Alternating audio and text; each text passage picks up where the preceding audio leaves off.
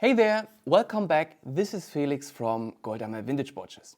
For most of its very long history, the Air-King was the simplest, least expensive Rolex, but also in some ways, you can say the purest Rolex. With a clean dial with no date, a 100-meter water-resistant case, screw-down crown, it features every essential attribute that, without any questions, makes a Rolex a Rolex. Although there have been some discussions that the Rolex Air-King would be discontinued, it is still in production today. And for us, it's a bit of a mystery why this classic timepiece does not receive more attention. It is often forgotten among more popular Rolex collections such as the Daytona, Submariner or even the Datejust, released at the same year as the Air-King. Even many of the previously ignored models have started to make their ways in certain pockets of the collector's world in recent years. And yet, the Rolex Air-King continues to fly under the radar. But as an entry-level Rolex, the Air-King offers an interesting value for the money. Especially for vintage value seekers out there, as it's one of the few vintage Rolex models that still costs less than the average car. However, the Air-King name is one of the oldest in Rolex catalog, predating all of the brand's legendary sports models and first making an appearance way back in the 1940s. So let's dig into the history and the evolution of the Rolex Air-King. A lot has changed since the first Air-King in 1945. In the following, we want to take a closer look at how the Air-King has developed over the decades. Listing all the references and their properties would definitely go beyond the scope here. That's why we try to show what we consider to be the most important Air-King references. So let's start with the very first reference, 4925, which is nowadays a rare find. But why the Air-King name? Its 34mm case was considered large at the time, hence the King name. It has many of the same features of other bubble bags of the decade with a cream dial and even numbered Arabic numerals. It was designed with a particular type of person in mind: pilots. So the original Air-Kings were all simple time-only models with manually wound movements and oyster cases. According to the legend, during World War II, British Air Force pilots had a habit of wearing their own privately purchased Rolex Oyster models instead of the cheap standard watches that they were provided. When the news of this reached Rolex founder Hans Wilsdorf, he created a line of timepieces with air-themed names to honor the brave pilots who fought in the war. Among these were the Air Lion, Air Giant, Air Tiger and most notably the Air-King.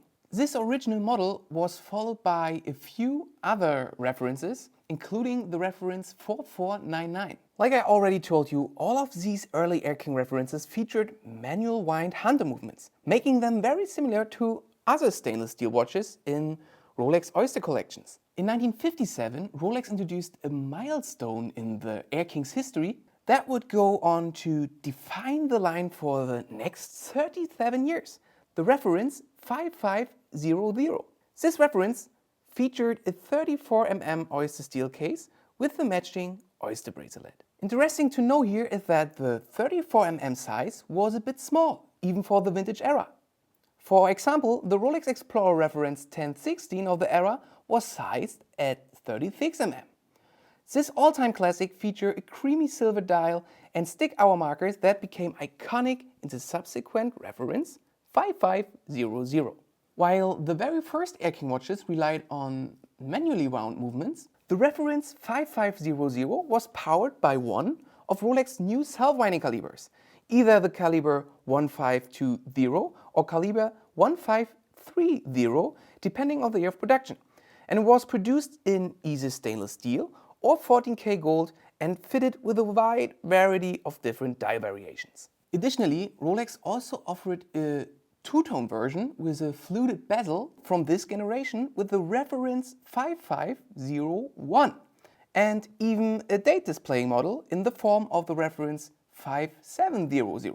Another interesting fact is that these models were always intended to be positioned as entry-level offerings within Rolex catalog.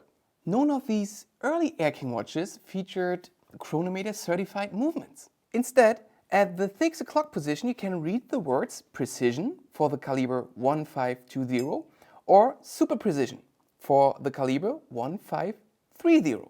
In fact, one of the most sought after Air-Kings among collectors is a so-called double red, which features both the words Air-King and super precision in red. By the end of the 1980s, the Air-King was ready for an update. Finally, the 37 years old reference 5500 was replaced by the Rolex Air-King 14000 in 1989. It's the model you can see in our today's video with a silver dial. The biggest difference compared to its predecessor is a scratch-resistant sapphire crystal. The 5500 had previously used plexiglass, which is much more prone to scratches and breaks. In addition, Rolex installed a much more modern movement in this model, the caliber 3000. The 34mm 14000 was available with a lot of different dial variations, such as a dial with Arabic numerals at hours 369, which was very popular at the time pleased. The classic dial with the stick indices was also still offered. At the same time, the Air-King appeared with the reference 14010. And this is our today's piece with the blue dial. The only difference to the 14000 is the bezel. As you can clearly see, Rolex gave this reference a fluted bezel. Rolex stopped the entire Air-King production in 2014. And the reference 114234 was one of the last watches belonging to the old 34mm Air-King line. However, the brand regenerated the collection in 2016. A new generation Air-King models feature a larger 40mm case, renewed dial design and a new movement. As one of Rolex's longest running models, the Air-King is a watch worthy of your attention. The Rolex Air-King will always be a fantastic, simple and timeless option for someone looking to break into the vintage Rolex game. We feel that the Air-King is not as popular because it doesn't scream Rolex, but likely will be a sought classic by future generations. So, unfortunately, that's all for today. We hope you enjoyed the look behind the curtain of Rolex Air-King's history. So, have a great day and hope to see you in our next video.